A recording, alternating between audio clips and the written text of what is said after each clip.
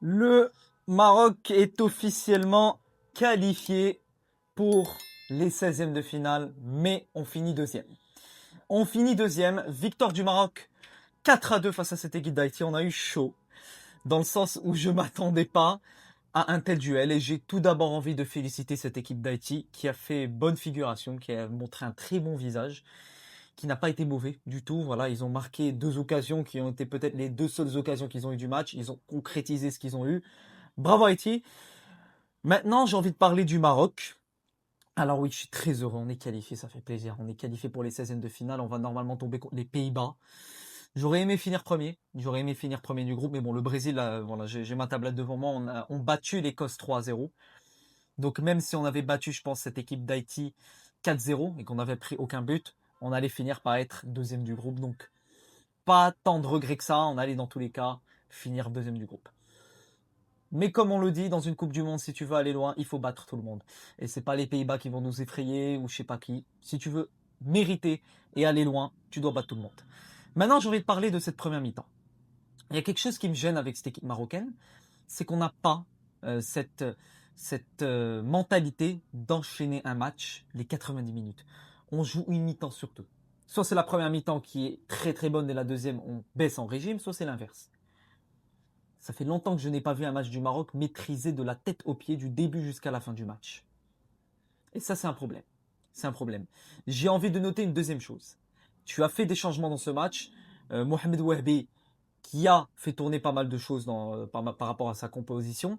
Le Kaabi titulaire, Amrabat titulaire, Halhal titulaire, Salah Din titulaire. Ok, 4 changements sur ton 11 de départ.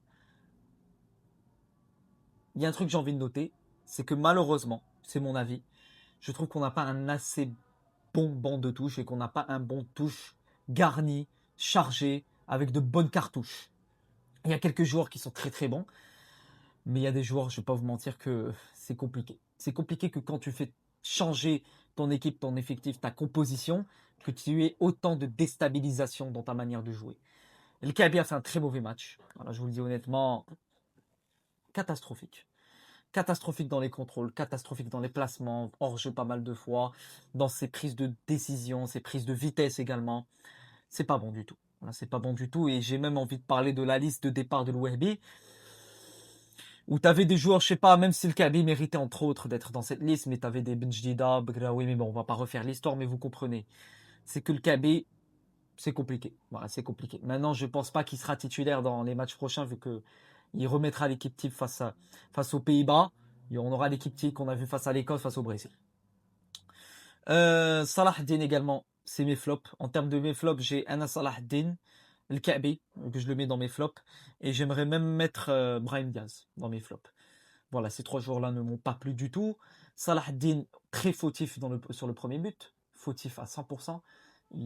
Avec le joueur de Haïti qui déborde très très bien et tu te fais totalement mélanger. Un Yassine Bounou, pas du tout rassurant. Pas du tout rassurant. Je ne vois pas le Bounou rassurant de ces dernières années.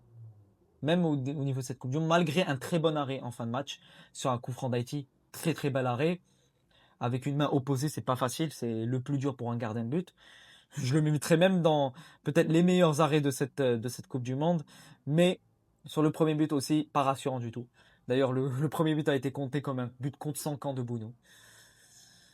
Tu es mené deux fois dans ce match, 1-0 en première mi-temps, 2-1 également. Tu arrives à égaliser, tu arrives à revenir à 3-2, tu arrives à revenir à 4-2, et j'ai envie de remercier un homme qui est Soufiane Al-Rahimi. Soufiane Al-Rahimi, très bonne entrée, buteur, passeur dans ce match, il fait une superbe entrée de confiance. Pour moi, il aurait mérité sa place de titulaire à la place de Kaabi dans ce match. Mais bon, au moins tu testes et tu testes tes cartouches, tu testes tes joueurs sur le banc. Rahimi a été un top. Au niveau de la charnière centrale, j'ai envie de parler de Helhel, qui oui a été fautif sur quelques actions. Mais balle au pied, j'ai envie de parler balle au pied. Je ne parle pas de son match en lui-même. J'ai envie de parler balle au pied. Il me rassure plus que Diop. Maintenant, est-ce que physiquement il va être rassurant dans les autres matchs? Pas tant que ça. Diop, il a des qualités physiques, des qualités dans le jeu peut-être aérien qu'un Helhel n'a pas. Par contre, Helhel, balle au pied, il sera beaucoup plus rassurant. C'est là où j'ai envie de dire que malheureusement, on a un souci de profil. Malheureusement, on a un souci également d'effectif. On a un souci de profil qui concorde entre eux, très similaire, et on n'a pas comme l'équipe de France par exemple, ou l'équipe d'Espagne, où ils ont des profils particuliers qui s'accordent entre eux. Et là, on a un peu trop de profils similaires que différents. Et ça, c'est le problème. Hakimi top match, buteur, passeur. Très très beau but de Saibari qui est déjà à 3 buts dans cette Coupe du Monde.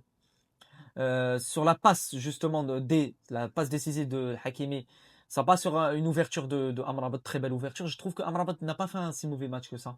Il a fait un relativement bon match, très correct son match.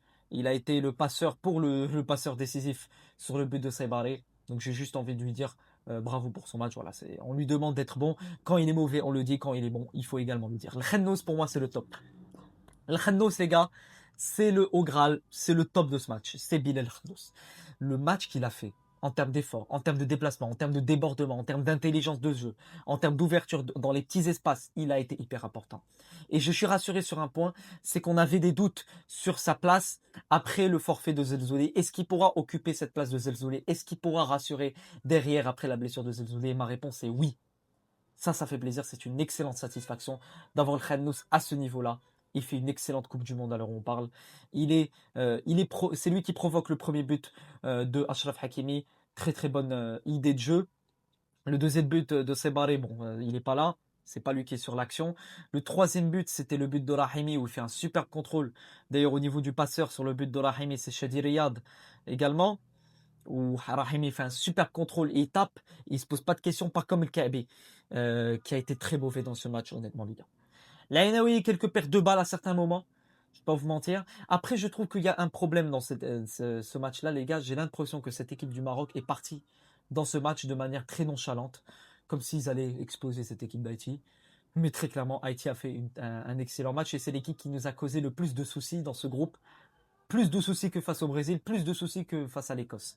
C'est Haïti qui a été la plus dangereuse face à nous. C'est Haïti qui nous a causé le plus de soucis pour la simple et unique raison qu'on a été nonchalant, qu'on a pris cette équipe beaucoup trop au-dessus, enfin beaucoup trop basse, de manière bas. On les a pris pour une équipe qui est déjà éliminée, qu'on allait écraser, alors qu'ils avaient des choses à montrer, qu'ils voulaient prouver justement dans ce match-là. Un peu, même beaucoup de manque d'humilité dans ce match côté Maroc, surtout en première mi-temps. Et heureusement qu'ils se sont réveillés en deuxième mi-temps. C'est ce que je voulais dire. Au niveau du groupe, évidemment, il y a des klaxons, on est qualifié, c'est comme ça fait plaisir. Deux victoires, un match nul. On est deuxième du groupe. On jouera normalement les Pays-Bas. Mais c'est pas assuré. C'est pas assuré qu'on joue les Pays-Bas. Imaginez la surprise tunisienne.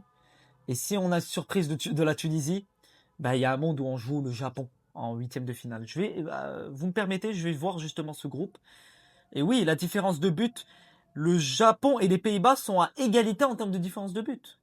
Imaginez si le Japon explose la Suède et les Pays-Bas battent la Tunisie 2-0 et le Japon bat la Suède 3-0. On jouerait donc le Japon en 16e de finale. Alors je dis pas que c'est facile. Les deux adversaires sont très compliqués. Tu joues deux adversaires de très très haut niveau, tu n'es pas épargné en 16e. Tu joues le Japon, l'une des meilleures équipes d'Asie. L'une des meilleures équipes d'Asie, peut-être même la meilleure. Et tu joues les Pays-Bas, qui font très bonne figuration dans cette Coupe du Monde, qui font un très bon début de Coupe du Monde, qui battent 5-1 la Suède, qui font match nul contre le Japon. Attention. Attention à ne pas faire d'erreur face à ces deux équipes en 16e de finale. Il faudra assurer le coup, évidemment. Mais bon.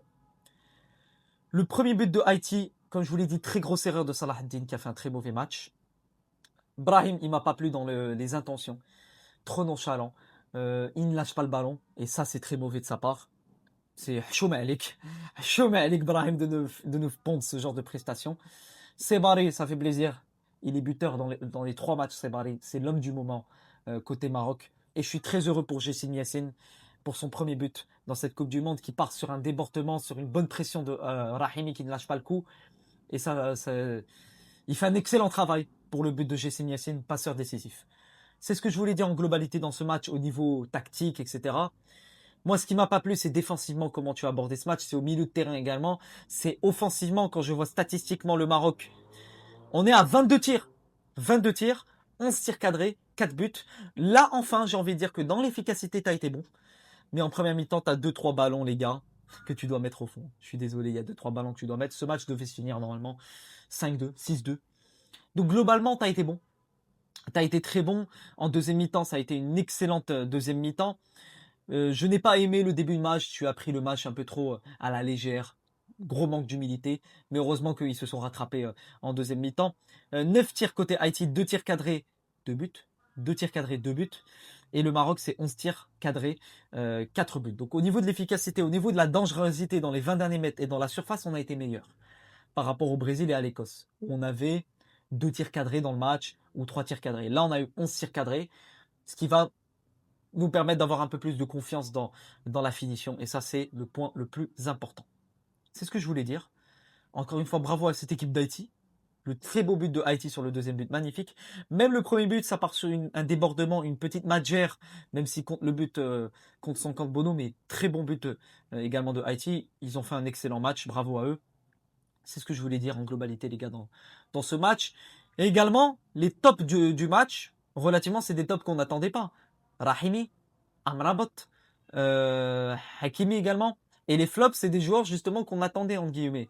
Diaz, je mettrai également Salah Din, qui fait peut-être le pire match avec l'équipe du Maroc à l'heure où on parle, depuis ce début de sa carrière en sélection. Et t'as Bono, qui ne fait pas un si bon match que ça, mais le poste de gardien est un poste ingrat. Il fait un excellent arrêt en fin de match. Il prend 2 buts.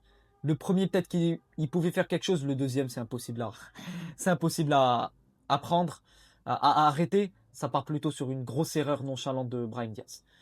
C'est ce que je voulais dire, les amis, dans cette vidéo. Je pense que je suis revenu sur pas mal de choses. Victoire de l'équipe nationale, c'est ce qui compte. Mais attention. Attention à ne pas être trop nonchalant dans les prochains matchs. Et je pense que ce match va nous servir de leçon pour la suite. Ça va nous permettre d'avoir un peu plus d'humilité, de sérieux, de ne pas prendre les matchs à la légère. Et de toute façon, à l'heure où on parle, on débute une nouvelle compétition. Et maintenant, chaque match est décisif. Chaque match peut nous coûter très cher. Chaque match nous permettra soit de nous qualifier, soit de malheureusement être éliminé, chose qu'on n'espère pas, évidemment. Prenez soin de vous. Dites-moi ce que vous avez pensé de ce match en commentaire. Dima Maghreb, ça ne bouge pas. Et avant de quitter cette vidéo, j'ai envie de revenir sur les changements de Mohamed Wahabi. Il a fait de relativement bons changements avec l'entrée de Jessim, l'entrée d'Alahimi, des changements assez décisifs. Est-ce que c'est des changements assez tardifs? Peut-être pas, parce qu'il n'a pas envie non plus de perturber la dynamique de l'équipe. Mais il a quand même pu faire reposer par exemple Ayoub Di qui sera un peu plus en forme, un peu plus frais pour le match des 16e de finale. Voilà, je pense que je suis revenu sur tout. Dites-moi en commentaire si j'ai oublié des choses, je ne sais pas, avec l'euphorie évidemment du match, peut-être que j'ai oublié des choses. Évidemment, prenez soin de vous. Dima Maghreb, ça ne bouge pas. Allah, Al-Watan, Al-Malik. Wassalamu alaikum wa rahmatullahi ta'ala wa barakatuh. Ciao les amis.